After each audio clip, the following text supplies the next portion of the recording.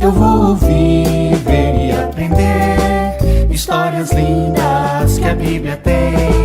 Irei falar com o Papai do Céu, que Ele é tudo pra mim, amém. Amém, amém.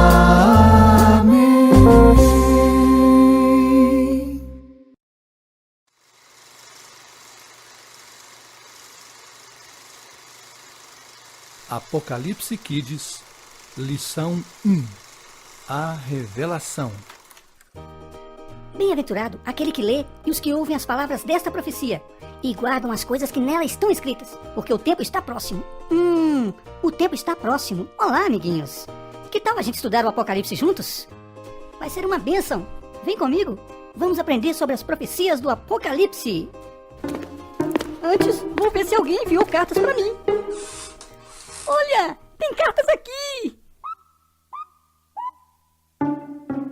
São de muito longe e é de alguém que me ama muito. Você sabia que as igrejas de Éfeso, Esmirna, Pérgamo, Tiatira, Sardes, Filadélfia e Laodiceia receberam cartas enviadas por Jesus? É mesmo. Jesus revelou para o apóstolo João lá na ilha de Patmos e enviou para as igrejas. Bom, agora vamos juntos conhecer essas igrejas? Entre no trem feliz e vamos viajar pelo Apocalipse e descobrir o que tinha nessas cartas.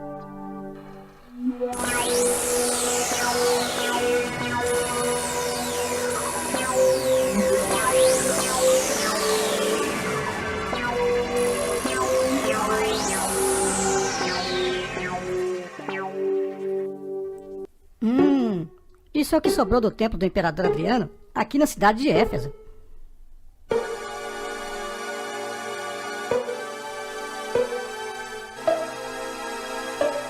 Vejam só, como é lindo! Este lugar aqui é o grande teatro de Éfeso. Tinha uma capacidade para 25 mil pessoas. É muita gente, né?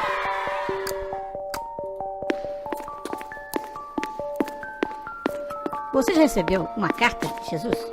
Para a igreja de Éfeso, Jesus escreveu uma carta linda de amor, pedindo para o povo se arrepender dos pecados e voltar a viver o primeiro amor. Quer dizer, amar a Jesus.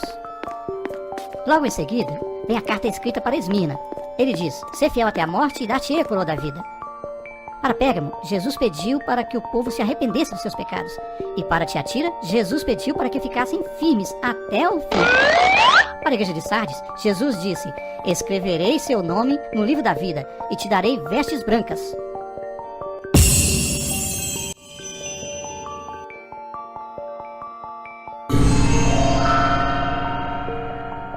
Para a igreja de Filadélfia, a carta que Jesus enviou está escrito: venho em breve, guarde a sua coroa para que ninguém a tome. Enfim, para Laodiceia, a última igreja, Jesus mandou João escrever: você não é quente nem frio. Você diz que é rico, mas é pobre, cego e nu. Por isso digo, arrependa-se. Ao vencedor, darei o direito de sentar comigo no meu trono. Bem, essas são as 7 cartas para as 7 igrejas. São cartas de amor que Jesus mandou João escrever para enviar para as igrejas. No nosso próximo estudo, iremos aprender sobre os símbolos da profecia. Não perca!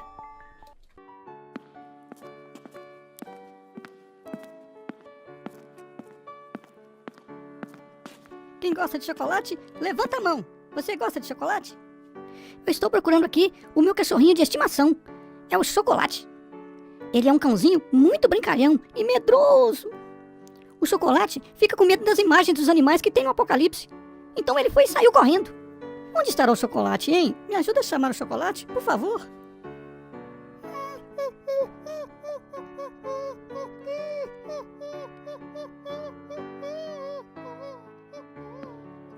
Chocolate! Ô, Chocolate! Chocolate, seu medroso! Você está aí? Ai, Chocolate, sai de cima de mim! Temos que ir para casa para estudar o Apocalipse. O Natan vai chegar lá.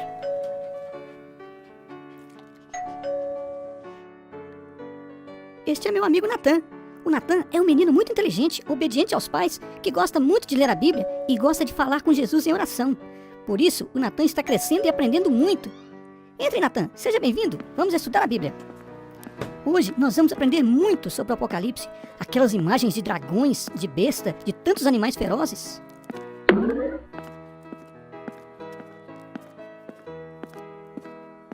Você gosta de quebra-cabeça? Gosto! O livro do Apocalipse é um grande quebra-cabeça.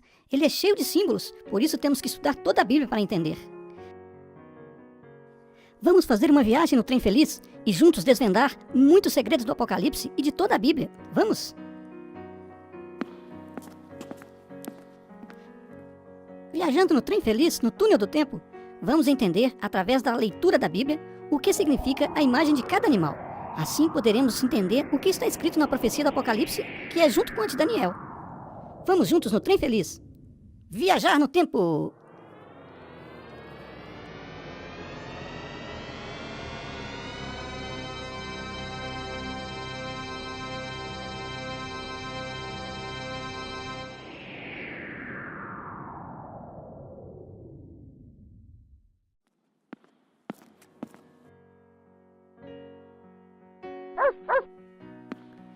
Na visão de Daniel, ele viu 4 animais. O primeiro foi um leão com asas de águia. Isso foi apenas uma visão que Daniel teve. Ele viu também um urso com 3 costelas na boca. Olha, professor, lá em cima, um urso! Calma, Natan. Você está vendo coisas. O terceiro animal é um leopardo de 4 cabeças. E o quarto animal dá muito medo. Ele tem dentes grandes para morder a gente. Ele vai tentar mudar os tempos e as leis. Este quarto animal está diferente de todos os outros. Ele é mais poderoso e vai atacar o povo de Deus.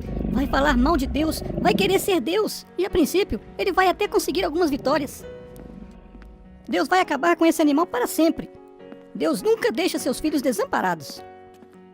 Ah, os chifres que vimos naquele monstro terrível significam poder, reino ou reinado.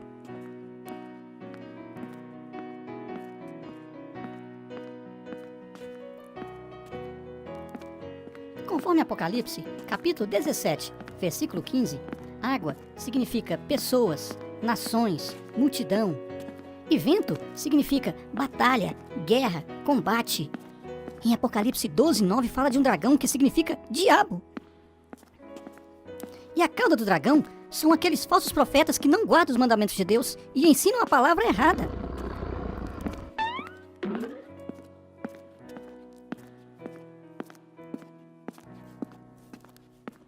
Isso está escrito em Apocalipse 14, versículo 12. Agora que você já conhece alguns símbolos do Apocalipse, vamos preparar para o próximo estudo sobre as colunas da verdade. Peça a Papai do Céu para te dar sabedoria. Até a próxima. Tchau. Ah, você me vendeu aquele cavalo falando que era de raça. Aquilo é um burro teimoso e está empacado lá na floresta. E agora eu quero o meu dinheiro de volta. Não, você está muito enganado. Aquele burro, ou quer dizer, aquele cavalo, é um legítimo panga larga. Ele veio de longe, lá do Paraguai. Ele só é orelhudo. Mentira tem perna curta. Olha o que dá falar mentiras para enganar os outros. Isso não é bom, né, professor? Não, isso é muito ruim. Existem muitas pessoas que estão ensinando coisas que não estão escritas na Bíblia e assim enganam muita gente. Mas Deus quer que todos conheçam a verdade. Por isso, vamos aprender um pouco sobre as colunas da verdade. Na Bíblia está escrito: e conhecereis a verdade, e a verdade vos libertará.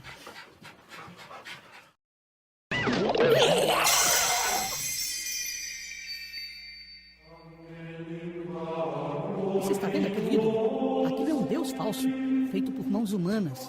Não tem vida própria, não faz nada. Mas homens o adoram. Nós não devemos adorá-lo. Temos que adorar só a Deus, o único que merece toda a honra e toda a glória, o Deus do céu.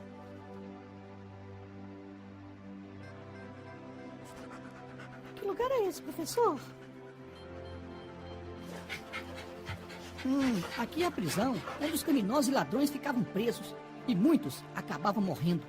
Mas outros aguardavam o perdão, que era pedido por um mediador ao rei. O mediador é como se fosse um advogado hoje, que defendia as pessoas perante a lei. A segunda coluna nos mostra que Jesus é o nosso mediador, que pode nos libertar da prisão do pecado. Jesus morreu em nosso lugar para nos dar salvação. A terceira coluna é o Espírito Santo. Quando Jesus subiu para o céu, ele deixou o Espírito Santo para nos ajudar a ouvir a voz do Papai do Céu. A quarta coluna é a verdade. O que é a verdade? É a Bíblia. O Espírito Santo nos ajuda a entender a verdade. Na Bíblia está escrito: e conhecereis a verdade, e a verdade vos libertará. Quando vivemos e falamos a verdade, uma luz que vem do céu brilha em nós e as pessoas enxergam Jesus em nós. Por isso não devemos dormir no ponto. Vamos estudar a Bíblia para conhecer a verdade do jeito que Deus quer. Olha isso, coitado. Em vez de trabalhar, fica dormindo. E quem dorme no ponto, perde tempo. E perder tempo é perder a vida. E como faz para ganhar tempo? A Bíblia diz: lâmpada para os meus pés é a tua palavra, e luz para o meu caminho. Estas são as 5 colunas da verdade: Deus, Jesus, o Espírito Santo, a Bíblia que é a verdade e, finalmente, os mandamentos. São 10 mandamentos que Deus escreveu em tábuas de pedras que significam eternidade. Preste muita atenção. Estes são os mandamentos de Deus que estão na Bíblia. Só existe um Deus verdadeiro que é Papai do Céu. Os outros são deuses falsos. Não adore imagens de jeito nenhum. Não fale o nome de Deus em vão. Lembra-te do sábado, o dia em que Deus santificou. Seja obediente ao papai e à mamãe. Não mate ninguém nem na brincadeira. Não estrague as coisas perfeitas que o Papai do Céu fez. Não roube nada de ninguém. Não fale mentiras. Não tenha inveja do que é dos outros.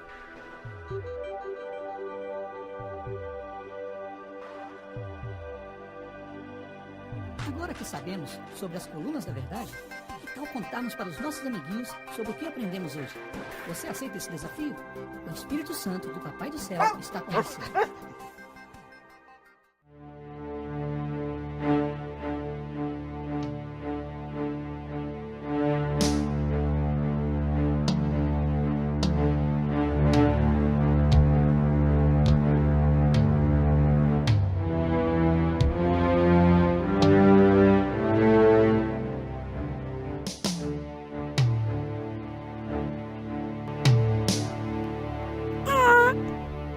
Olá, amiguinhos. Neste episódio nós vamos aprender sobre as estratégias do inimigo. O Apocalipse tem muito que nos ensinar. Por isso, preste muita atenção. Você já ouviu falar sobre guerras? A Bíblia nos apresenta uma guerra entre Deus e o mal, entre Deus e o dragão. E nós estamos no meio dessa guerra. Mas antes eu quero chamar a atenção do chocolate. Chocolate, saia já daí. Você está perto de um tanque de guerra e é muito perigoso. E essa sua desobediência pode custar muito caro para você. Eu já não sei mais o que fazer com o chocolate. Ele não me obedece. Em Daniel 8:12, lemos: e deitou a verdade por terra, e o que ele fez prosperou. Essa é a estratégia do dragão: destruir a verdade de Deus, com mentiras, confundindo a mente do povo a respeito dos mandamentos de Deus, dizendo que não tem mais validade. João viu uma mulher toda enfeitada com uma taça na mão, sentada num leopardo de 7 cabeças, com 10 chifres.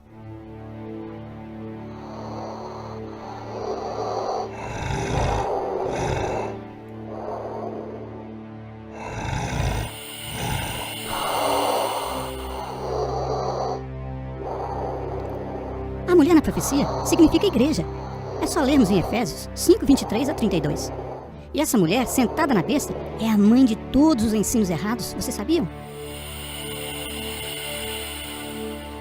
Ela fala mentira e engana todos que acreditam nela.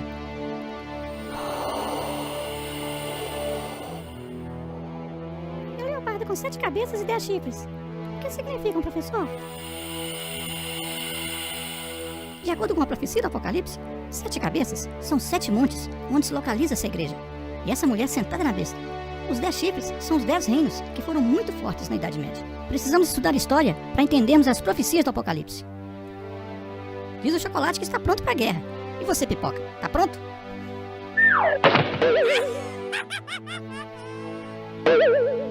Besta quer dizer reino, de acordo com Daniel 7:23. O nome da mulher é Babilônia, que significa confusão.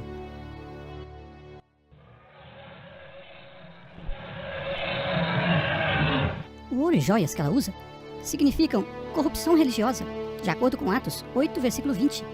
Confusão quer dizer que ela ensina a verdade misturada com a mentira. Ela deu a todas as nações o vinho da sua prostituição, do seu pecado. Ela seduziu as nações com suas feitiçarias, fazendo até descer fogo do céu.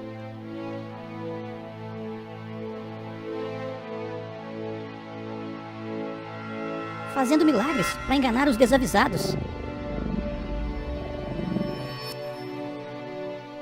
Em Apocalipse 17, nos fala que o dragão usaria essa mulher para misturar a verdade com a mentira. Por isso nós devemos estudar a Bíblia todos os dias, para a gente saber o que é verdade. Deus hoje nos convida para afastarmos da Babilônia. Ele diz: sai dela, povo meu. Nós devemos ficar longe de onde ensina a verdade misturada com a mentira.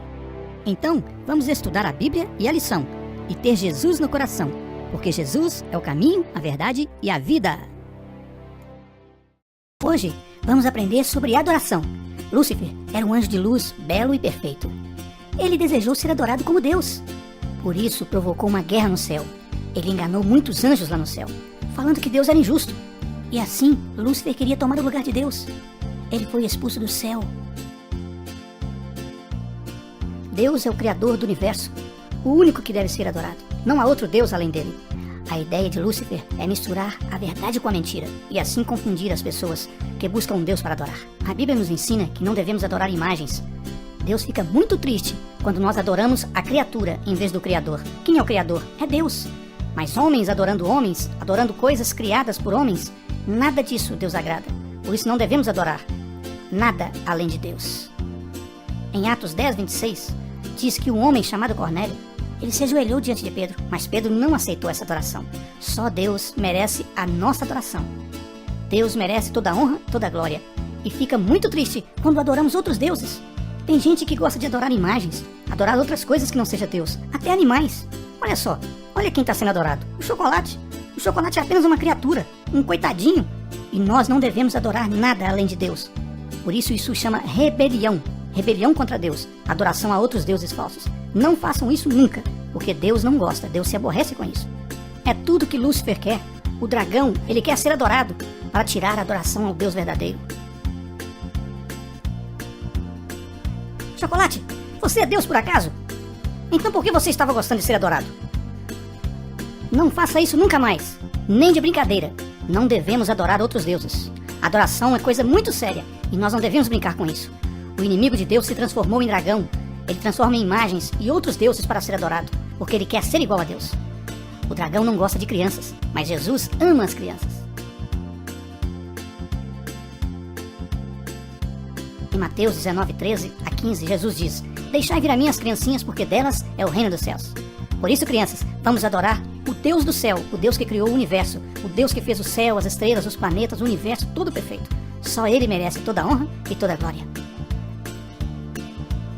Vamos adorar a Deus todos os dias, reconhecendo a sua grandeza e a sua bondade.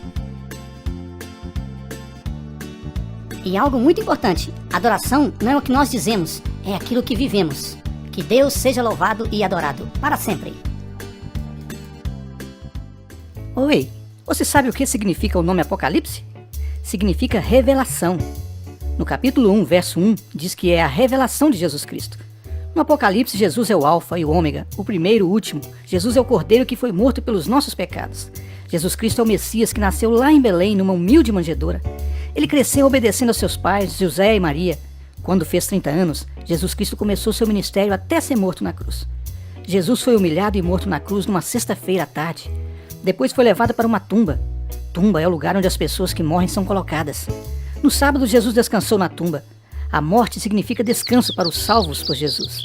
No domingo, bem cedo, Jesus ressuscitou. Ele venceu a morte e agora a tumba está vazia. O dragão, que significa Satanás, inimigo de Deus, ficou furioso quando Jesus ressuscitou, porque Jesus venceu a guerra contra o mal. Em seguida, Jesus subiu ao céu para preparar um lugar para morarmos com Ele. Ele vai voltar em breve para nos buscar. Por isso vamos falar para todo mundo que Jesus Cristo está voltando. Todas as profecias sobre a volta de Jesus estão se cumprindo. Fique alerta! No momento, num abrir e fechar de olhos, ao som da última trombeta, porquanto a trombeta soará, os mortos ressuscitarão incorruptíveis e nós seremos transformados.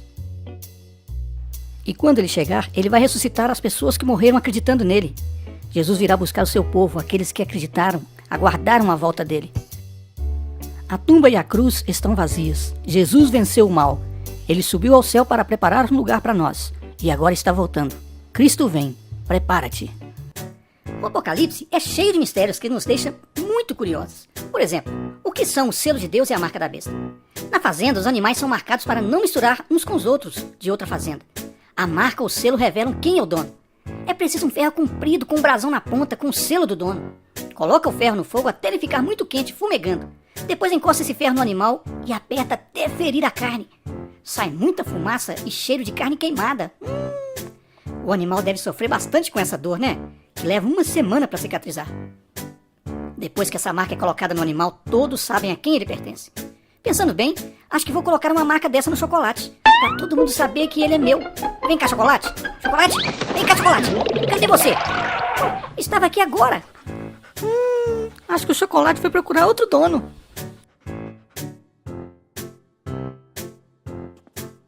Você sabia que nós é que escolhemos qual marca queremos?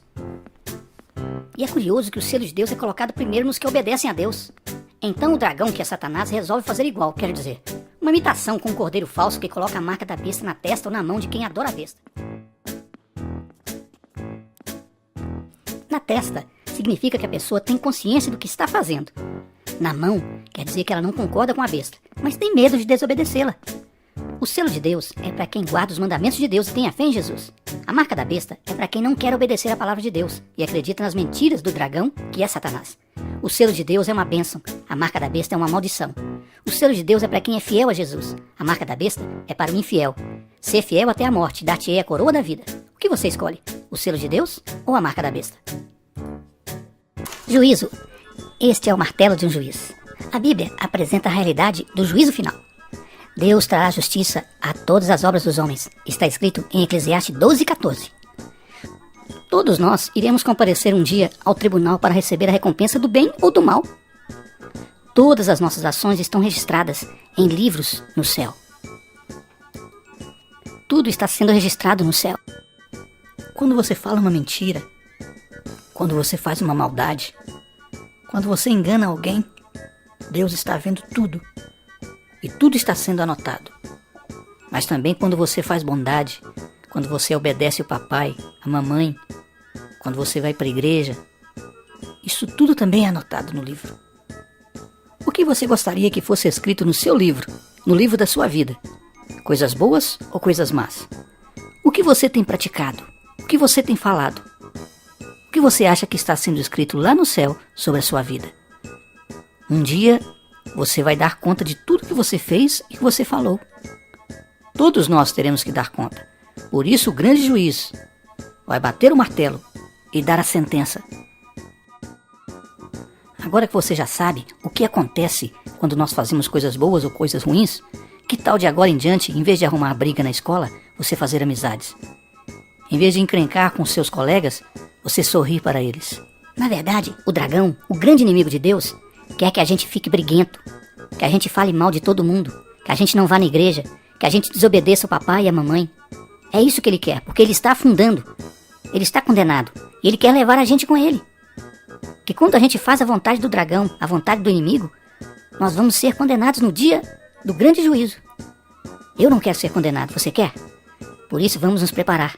Jesus está voltando, o dia do grande julgamento está se aproximando. Você quer que seu nome esteja escrito no livro da vida? No livro da eternidade? Então faça o bem sem olhar a quem. E seja um discípulo verdadeiro de Jesus.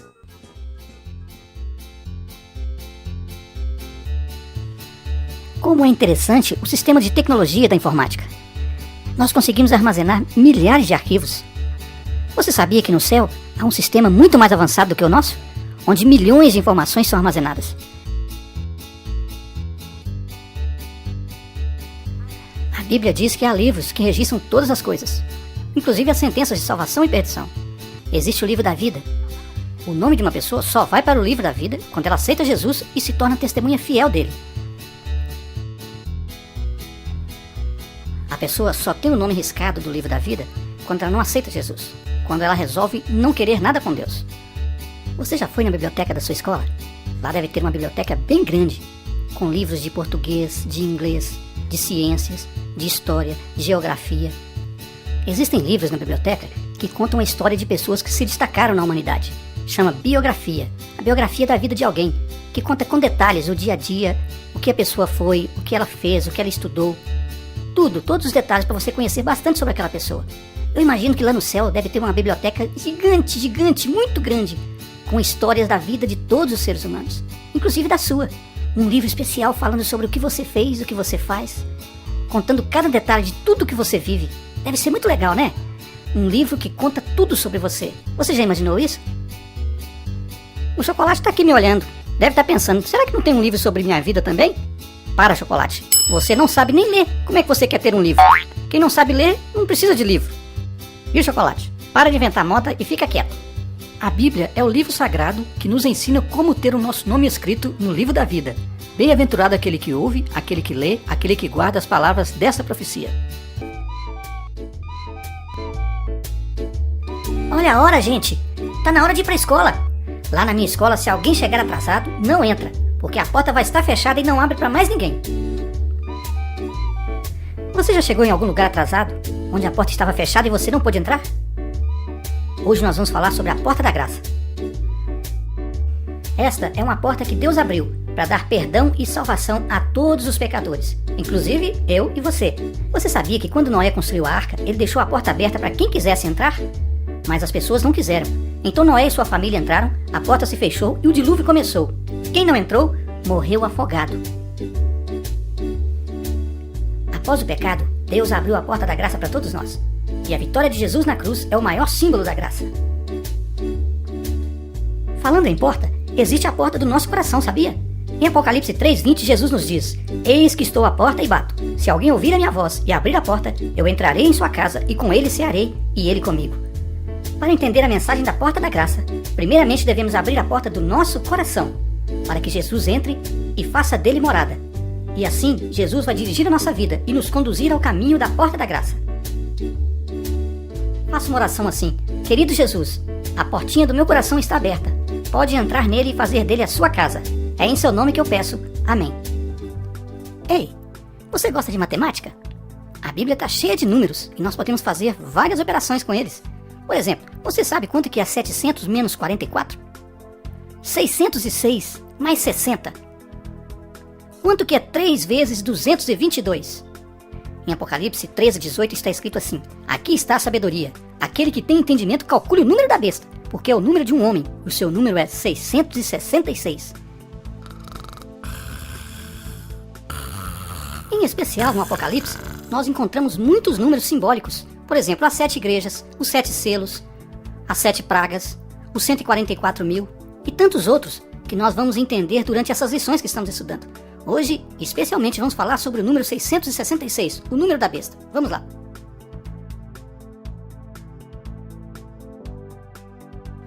A Bíblia nos ensina que o mundo foi criado por Deus em 6 dias e no 7º, Deus descansou. Por isso que o número 7 é o número da perfeição. Mas vocês lembram quem foi criado no 6º dia? O ser humano, sim, Adão, o primeiro homem, foi criado no 6º dia. E por isso, esse número 6 é ligado ao ser humano. O número 666, que é o número da besta, é um número que nos lembra falha, imperfeição, rebelião, desobediência. A besta quer atrair aquelas pessoas que não gostam de estudar a Bíblia, que não guardam os mandamentos de Deus, nem têm a fé em Jesus. Essas pessoas são muito fracas e muito fáceis de serem enganadas. É dessas que a besta gosta. Cada dia que passa, o mundo quer nos fazer acreditar que Deus não existe, que a nossa fé é vã. E é isso que a besta quer. Essa besta aparece em forma de cordeiro, com cara de boazinha. Mas Apocalipse fala que ela veio com voz de dragão, e por baixo daquele manto de cordeiro, existe um inimigo feroz, querendo a nossa perdição. Não podemos acreditar nessa besta. Ela é mentirosa, é Satanás. E para quem não sabe, Satanás é o pai da mentira. É a Bíblia que fala isso. Apocalipse 13 fala que aqueles que não aceitarem a marca da besta, na fronte, quer dizer, na testa ou na mão, não vão poder comprar nem vender. Você sabe o que significa isso? Significa que a pessoa que aceitar na fronte a marca, quer dizer que ela está consciente. Ela sabe que está desobedecendo a Deus, que está servindo a besta. Mas mesmo assim, ela vai teimar e vai continuar desobedecendo. E vai aceitar a marca da besta conscientemente. Já as pessoas que aceitam a marca na mão, são aquelas pessoas que não têm fé nem coragem suficiente para dizer não à besta. Por isso, elas vão achar que vão enganar a besta. Não vão aceitar conscientemente, mas vão quebrar os mandamentos de Deus. Por quê? Porque vão trabalhar. Quem sabe até trabalhar para a besta, inconscientemente. Então, aqueles que aceitam na testa ou na fronte são aqueles que aceitam conscientemente a marca da besta. Os que aceitam na mão são aqueles que, mesmo inconsciente, vão estar servindo os interesses da besta e vão estar quebrando os mandamentos de Deus. Cuidado, nós devemos estar alertas para não aceitar nenhum tipo de marca, porque a besta quer enganar a todos, inclusive os escolhidos de Deus. Por isso temos que ler a Bíblia e receber coragem de Deus para dizer não à besta, não ao dragão, não ao inimigo, porque ele vem com pele de cordeiro, mas com voz de dragão. Vamos ficar alertas para não sermos enganados pelo dragão. Nesta batalha, só existem 2 tipos de pessoas: os verdadeiros adoradores de Deus, que são minoria, que baseiam sua vida na palavra de Deus, que guardam os mandamentos de Deus e têm a fé em Jesus, e os adoradores da besta, os que não sabem diferenciar o cordeiro verdadeiro do cordeiro falso. Aqueles que nunca ouviram a voz de Jesus, então quando ouvirem a voz do dragão, não vão saber a diferença. Aceitar a marca da besta é dar as costas para Deus. É pisar na lei de Deus, nos mandamentos de Deus, e aceitar os mandamentos de homens, que substituíram a lei de Deus. Que tristeza, acreditar no dragão vestido de cordeiro, e não acreditar em Jesus, o cordeiro verdadeiro que tira o pecado do mundo. Cristo vem, prepara-te. Oi, você já imaginou como será a volta de Jesus? Será um dia maravilhoso, glorioso. Jesus vai aparecer no céu com os anjos em glória para buscar os seus escolhidos. Você sabia que no livro de Apocalipse fala sobre a volta de Jesus, que vem buscar o seu povo? O povo que guardou os mandamentos de Deus até o fim e anunciou a volta de Jesus. E atenção, notícia urgente. A rede mundial de TV acaba de exibir imagens de Jesus aparecendo na Rússia, no Japão, em Londres, na Austrália, Estados Unidos, Coreia, Canadá, Síria, Paquistão, Iraque, Israel, Palestina e em muitos outros lugares do planeta. As multidões têm ido ao encontro de Jesus, porque ele realiza milagres, ele faz curas, dá prosperidade, muda a vida das pessoas. E isso está causando um fenômeno muito grande, atraindo multidões e multidões para onde Jesus está. Já existem relatos de pessoas de diversas religiões que estão sendo curadas por Jesus apenas assistindo-o pela televisão. É um fenômeno que ninguém consegue explicar. E a grande notícia é que Jesus está sendo aguardado aqui no Brasil. Ele deve realizar muitos milagres aqui e fazer coisas maravilhosas. Neste momento há aglomeração e procissão de pessoas em aeroportos, rodoviárias e milhares de carros nas estradas, aguardando informações de onde Jesus irá aparecer para todos se dirigirem para este local. Mas se você não puder ir, é só ligar a sua TV, porque estamos todos em alerta, aguardando o aparecimento de Jesus aqui no Brasil para transmitir ao vivo, a cores, na íntegra, para que todo mundo veja o fenômeno, o Messias, Jesus, pisando pela segunda vez aqui na nossa terra. Fique ligado! Em Mateus capítulo 24, Jesus diz assim: tomem cuidado para que ninguém engane vocês, porque muitos vão aparecer fingindo ser eu e dizendo, eu sou o Messias, e enganarão muitas pessoas. Muita gente vai abandonar a sua fé e vai trair e odiar uns aos outros. Então muitos falsos profetas aparecerão e enganarão muitos. A maldade vai se espalhar tanto que o amor de muitos vai esfriar. Mas quem ficar firme até o fim será salvo. E então, a boa notícia sobre a volta de Jesus será anunciada no mundo inteiro, como testemunho para toda a humanidade. Então, aí sim, virá o fim. Quem gosta de ganhar presente aí? Eu gosto. E você? Em Apocalipse capítulo 3, Papai do Céu nos promete um presente maravilhoso. Todos aqueles que forem fiéis até o fim vão ganhar um presente.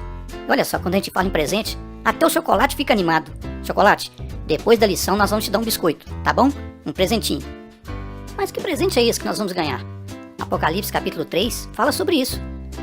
Olha só, vocês têm obedecido a minha ordem para aguentar o sofrimento com paciência, e por isso eu vos protegerei no tempo da aflição, que virá sobre o mundo inteiro, para pôr à prova os povos da terra. Eu venho logo. Guardem o que vocês têm para que ninguém roube de vocês o prêmio da vitória. Ah, é o prêmio da vitória. Sabe o que é o prêmio da vitória? Uma coroa de ouro linda que Jesus preparou para você e para mim. Se alguém te perguntar, como será a segunda vinda de Jesus? Você sabe dizer? A Bíblia te ensina. Olha só, pois dada a ordem com a voz do arcanjo e o ressoar da trombeta de Deus, o próprio Senhor descerá dos céus, e os mortos em Cristo ressuscitarão primeiro. Depois nós, os que estivermos vivos, seremos arrebatados com eles nas nuvens para o encontro com o Senhor Jesus nos ares. E assim estaremos com o Senhor para sempre. Animem-se uns aos outros com essas palavras. Hoje aprendemos que vale a pena ser fiel e obediente aos mandamentos de Deus. Que aqueles que perseverarem até o fim, ao lado de Deus, vão receber uma coroa de ouro de presente. E essa coroa de ouro representa, simboliza a vida eterna. Todos nós estamos preparando para esse grande dia, o dia da volta de Jesus, o dia que vamos ganhar uma coroa eterna. E todos então iremos morar com Jesus para sempre. Ora vem, Senhor Jesus. Esta é uma linda imagem que algum artista fez sobre a Nova Jerusalém. Você consegue imaginar como é essa cidade lá no céu? O apóstolo Paulo escreve sobre isso. Nem olhos viram, nem ouvidos ouviram, nem jamais penetrou o coração humano o que Deus tem preparado para aqueles que o amam. João, em Apocalipse 21, escreve: Então vi um novo céu e uma nova terra. O primeiro céu e a primeira terra desapareceram, e o mar sumiu. E vi a cidade santa, a Nova Jerusalém, que descia do céu. Ela vinha de Deus, enfeitada e preparada, vestida como uma noiva que vai se encontrar com seu noivo. Ouvi uma voz forte que vinha do trono, a qual disse: Agora a morada de Deus está entre os seres humanos. Deus vai morar com eles, e eles serão os povos dele. O próprio Deus estará com eles e será o Deus deles. Ele enxugará dos olhos deles todas as lágrimas. Não haverá mais morte, nem tristeza, nem choro, nem dor. As coisas velhas já se passaram. Aquele que estava sentado no trono disse: Agora faço novas todas as coisas. E também me disse: Escreva isso, pois essas palavras são verdadeiras e merecem confiança. E continuou: Tudo está feito. Eu sou o Alfa e o Ômega, o princípio e o fim. A quem tem sede darei água para beber de graça da fonte da água da vida. Aqueles que conseguirem a vitória receberão de mim este presente. Eu serei o Deus deles, e eles serão meus filhos. Mas os covardes, os traidores, os que cometem pecados, os nojentos, os assassinos, os imorais, os que praticam a feitiçaria, os que adoram ídolos e todos os mentirosos, o lugar desses é no lago onde queima o fogo e o enxofre, que é a segunda morte. Um dos 7 anjos, que tinha 7 taças cheias das últimas 7 pragas, veio e me disse: Venha, eu lhe mostrarei a noiva, a esposa do Cordeiro. Então o Espírito de Deus me dominou e o anjo me levou para uma montanha grande, muito alta. Ele me mostrou Jerusalém, a cidade santa, que descia do céu e vinha de Deus. Você quer conhecer a Nova Jerusalém? Quer participar da grande festa que vai ter lá? Então se prepare, o grande dia está chegando. Jesus está voltando e vai nos levar para a grande festa na Nova Jerusalém. Ora vem, Senhor Jesus!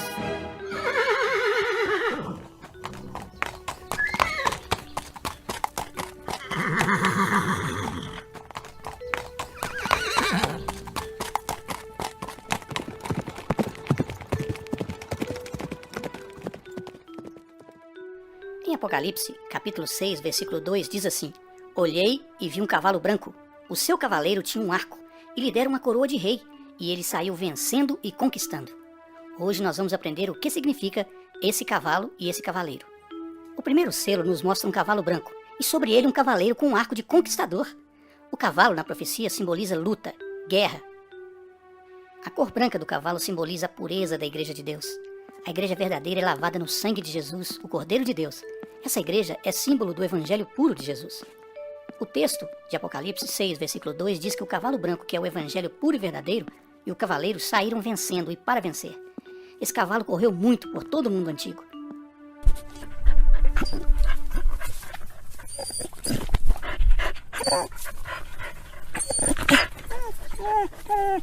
Chocolate, você está correndo aí pra lá e pra cá por quê?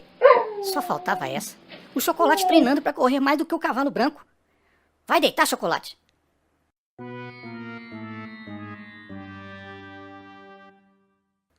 Logo após a ressurreição, Jesus voltou para o céu. Até então não existia a igreja cristã.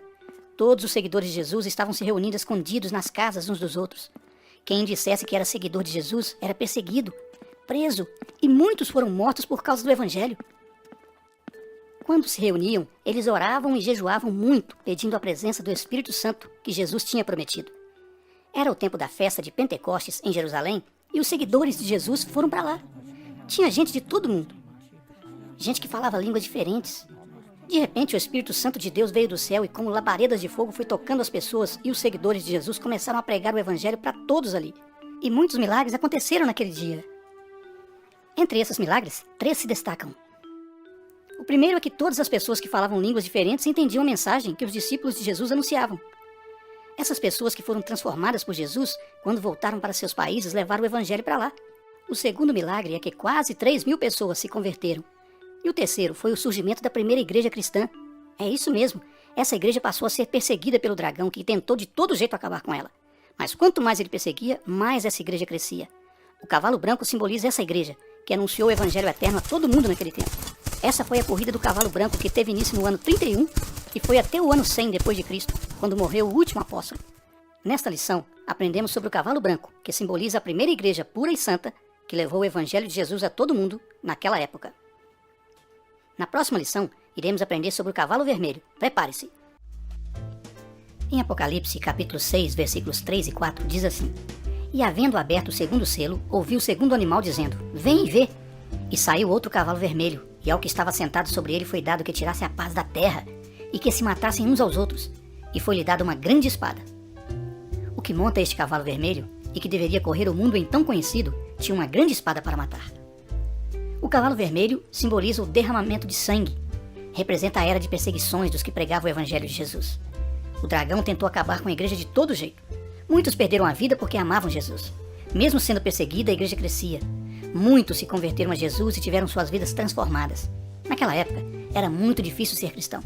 Para se reunir em alguma igreja ou casa, tinha que ser escondido. Se fosse proibido se reunir na igreja, você teria coragem de ir a si mesmo?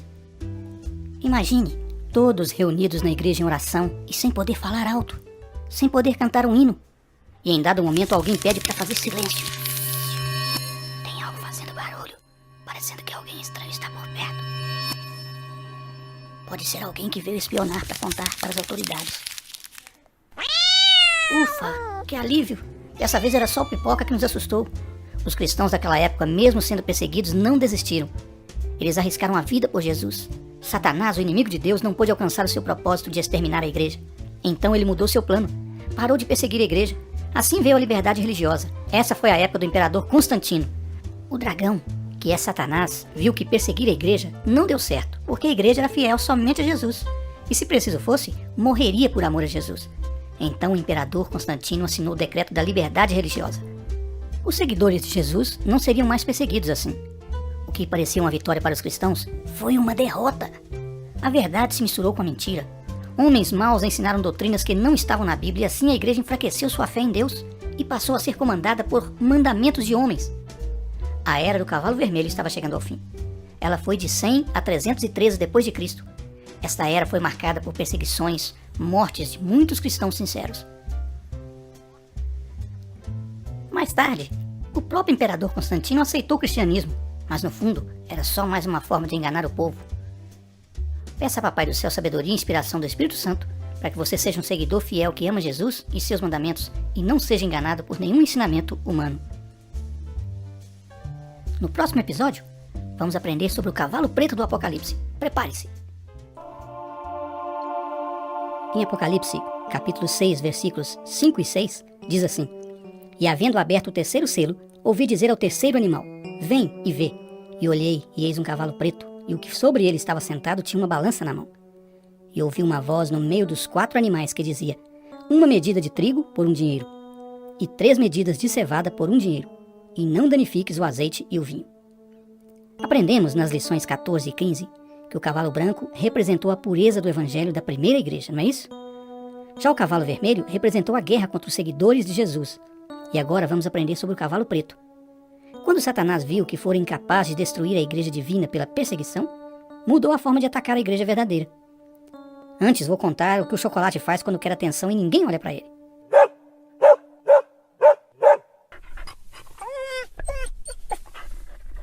Primeiro ele fica latindo sem parar. Depois começa a correr para lá e para cá. Mas quando vê que ninguém olha para ele, aí ele muda a tática. O espertinho deita de perna para cima e finge de morto. Aí a gente fica preocupado, né? E vai dar atenção pro chocolate. Chocolate, bem que você podia entender que nem sempre podemos te dar tanta atenção assim. Tem hora que a gente está muito ocupado, mas mesmo assim você quer atenção? Pega leve, chocolate. E para de fingir de morto, que isso é muito feio.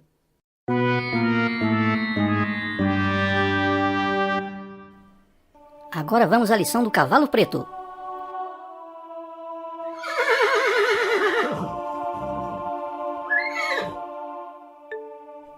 Esse cavalo surgiu depois que o cavalo vermelho não conseguiu acabar com a igreja pela força e violência. Então Satanás parou de perseguir a igreja de Deus. O que ele fez então? Ele fez uma igreja também. Isso mesmo! Ele é invejoso e sempre quer copiar o que Deus faz. Mas tudo que Satanás faz é falso. Satanás é o dragão, inimigo de Deus, que quer ser igual a Deus, mas nunca será, porque Jesus pisou na cabeça dele e o venceu. O dragão, que é Satanás, através da sua falsa igreja, está sujando a igreja verdadeira, porque ele ensina o erro misturado com a verdade, e engana muitas pessoas sinceras. Por isso o cavalo branco significa pureza, porque a igreja daquela época não se contaminou, não sujou com as mentiras do dragão, que é Satanás. O cavalo preto significa a sujeira, o erro, a apostasia da igreja, que fala que é de Deus, mas troca os mandamentos de Deus por mandamentos de homens. Por isso que é importante estudar a Bíblia, para a gente não ser enganado por falsas doutrinas ou falsos profetas. Que Deus te abençoe. Em Apocalipse, capítulo 6, versículo 8, diz assim: E olhei, e eis um cavalo amarelo, e o que estava sentado sobre ele tinha por nome Morte, e o inferno seguia, e foi-lhes dado poder para matar a quarta parte da terra, com espada e com fome, e com peste e com as feras da terra. Vocês lembram, quando na lição passada do cavalo preto, eu disse sobre Constantino, aquele imperador que teve a ideia de juntar a igreja falsa com a igreja verdadeira? Ele parou de perseguir os cristãos verdadeiros e abriu as portas da igreja falsa para que os cristãos verdadeiros viessem. Aquilo foi uma armadilha. Muitos cristãos foram enganados e com o tempo enfraqueceram a fé e perderam o contato com Deus, com o Deus verdadeiro. Mas teve muitos cristãos também que não se deixaram levar, não se deixaram enganar pelos deuses pagãos. O tempo passou e aquela igreja falsa, que começou pequenininha, boazinha, abrindo suas portas para a igreja verdadeira se misturar com ela, começou a ganhar poder e foi crescendo, crescendo, crescendo a ponto de ser a maior do mundo. Tomou conta de tudo, começou a dar ordens para os reis da terra. E então surge o cavalo amarelo, a partir do ano 538. Esse cavalo de cor pálida, simbolizando a morte, começou a ganhar notoriedade. E essa mesma igreja falsa, que um dia abriu as suas portas e foi boazinha com os cristãos, acolhendo-os, agora exigia deles fidelidade, dizendo que eles deveriam adorar os deuses pagãos, que deveriam acreditar nas suas doutrinas pagãs, e que tudo o que ela fizesse, eles deveriam fazer também. Mas os cristãos verdadeiros não quiseram, eles não aceitaram isso, porque eles queriam servir ao Deus verdadeiro. E essa igreja então se revoltou contra eles, e começou a persegui-los novamente. Os reis da terra começaram a perseguir, em nome dessa igreja, muitos cristãos pelo mundo afora. E novamente a morte aos cristãos começou a ser anunciada em todos os lugares. E os cristãos sofreram muito por causa disso. Essa foi a era da Inquisição da Idade Média, quando os cristãos foram perseguidos por mais de 1000 anos. Cristãos como os valdenses, que moravam nas cavernas, e muitos outros que foram perseguidos, humilhados, mortos na fogueira, mortos enforcados, mas não venderam a sua salvação. Muitos deles, na hora da sua morte, cantavam e glorificavam a Deus, porque eles tinham a certeza que a vida eterna estava-lhes assegurada. Que Deus te abençoe e te dê a fé dos nossos antepassados, aqueles que foram perseguidos, mas não desistiram de Jesus. Ora vem, Senhor Jesus. Em Apocalipse, capítulo 3, versículo 5, diz assim: O que vencer será vestido de vestes brancas, e de maneira nenhuma riscarei o seu nome do livro da vida, e confessarei o seu nome diante de meu Pai e diante dos seus anjos. Que barulho foi esse? Deixa eu ver. Gente, é o chocolate! Ele está rolando na lama! Acabou de tomar banho, estava limpinho agorinha! Chocolate! Saia já daí! Seu sujo! Você não vai entrar dentro de casa mais, viu? Está proibido! Saia já daí agora! Depois eu te dou um banho de novo. Esse chocolate tá me dando um trabalho. Não sei o que eu faço, mas eu amo esse cachorro. Eu gosto dele demais. Mas cachorro sujo não entra dentro de casa. Pronto.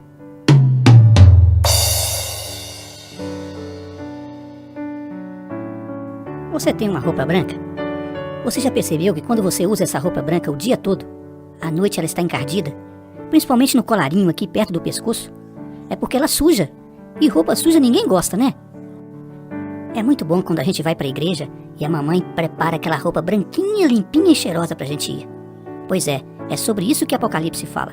Apocalipse fala das vestes brancas. Branco significa pureza. Vocês lembram do cavalo branco do Apocalipse? Era aquela igreja pura, sem mácula. Branco significa sem pecado, aqueles que fazem a vontade de Jesus. Quem quiser entrar no céu, terá que entrar com as vestes brancas, que simbolizam pureza, obediência a Jesus e aos seus mandamentos. Entenderam? Que barulho é esse? Tem alguma coisa arranhando a porta. Vamos lá ver. Gente, eu não aguento isso. O chocolate enrolado num pano branco. Não vai entrar chocolate. Não vai entrar. Quem fala mentira, quem briga na escola, quem desobedece papai e mamãe, quem desobedece os mais velhos, não vai entrar no céu. Então fique alerta. Seja obediente ao papai, à mamãe, aos mais velhos e, principalmente, obediente é Jesus. E prepare-se, a sua veste branca já está sendo separada por Jesus, o nosso amigo e Salvador. Ora vem, Senhor Jesus! Em Apocalipse, capítulo 20, versículos 1, 2 e 3, diz assim: Então vi descendo do céu um anjo que tinha nas mãos a chave do abismo e uma corrente muito pesada. Ele agarrou o dragão, aquela velha serpente que é o diabo, ou Satanás, e o amarrou por 1000 anos. Então o anjo jogou o diabo no abismo e trancou e selou a porta para que ele não enganasse mais as nações até que terminassem os 1000 anos. Depois desses 1000 anos, Satanás será solto por um pouco de tempo. Você sabia que quando Jesus voltar, haverá uma ressurreição? Ela é conhecida como a primeira ressurreição, a ressurreição dos justos, que morreram salvos em Jesus. Os que estiverem vivos nessa época vão ter o privilégio de ver Jesus nas nuvens. Então, os vivos e os que ressuscitaram vão subir com Jesus. Eles vão subir perfeitos, sem pecado, com novas vestes, novo corpo, tudo novo. Tudo que era pecado, que era corruptível, vai acabar. E as pessoas serão santificadas, todos nós, do povo de Deus. Então vamos para o céu, e lá vamos ficar 1000 anos, conhecendo o céu e toda a eternidade. E durante esses 1000 anos, o dragão Satanás ficará sozinho aqui nessa terra, porque os ímpios estarão mortos, e serão 1000 anos de solidão. Por isso que a Bíblia fala que ele vai ficar acorrentado. Acorrentado é porque ele não vai ter ninguém para tentar. E lá no céu, vamos ter o privilégio de conhecer Adão, Eva, Moisés, Enoque, Jacó, Abraão, Davi e tantos outros heróis da Bíblia. Será maravilhoso, amiguinhos. No final dos 1000 anos, Jesus irá descer com a Nova Jerusalém para estabelecer ela aqui na terra. Mas antes que ela toque esse solo, o inimigo, o dragão que estava acorrentado aqui, irá juntar-se aos homens maus que ressuscitaram, fizeram parte da segunda ressurreição e vão formar um grande exército para atacar a Nova Jerusalém. E então descerá fogo do céu e consumirá a serpente, os seus anjos e todos os homens maus que participaram da segunda ressurreição. E nunca mais o mal assolará essa terra. Que você e eu estejamos preparados na volta de Jesus. Ora vem, Senhor Jesus! Olá! Essa é a lição número 20, a última dessa série Apocalipse Kids. Esperamos que você tenha aprendido muito sobre as curiosidades e profecias do Apocalipse.